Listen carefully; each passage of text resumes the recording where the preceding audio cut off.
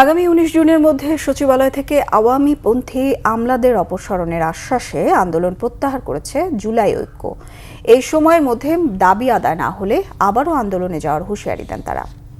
বেলা ১২টার দিকে শাহবাগ থেকে শুরু হয় লং মার্চ টু সচিবালয় কর্মসূচি। দোয়েল চত্বর হয়ে শিক্ষা ভবন মোড়ে গেলে জুলাই ঐক্যের লং মার্চ আটকে দেয় পুলিশ। এ সময় আন্দোলনরতরা রাস্তায় বসে পড়েন। পুলিশের হস্তক্ষেপে জুলাই ঐক্যের ৫ জনের একটি দল সচিবালয়ের ভেতরে যান। মন্ত্রিপরিষদ সচিবের সঙ্গে বৈঠক করে আবারও ৪৪ আমলার তালিকা তুলে দেওয়া হয়। বিপরীতে ১৯ জুন পর্যন্ত সময় নেন মন্ত্রিপরিষদ সচিব।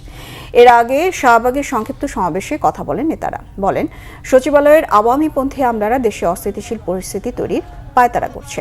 তাদের অবিলম্বে অপসারণের দাবি জানানো হয়। সচিবালয়ের আওয়ামীপন্থী আমলাদের অপসারণের দাবি জানিয়ে গত ২৭ মে তালিকা তুলে দিয়েছিলেন আন্দোলনরতরা।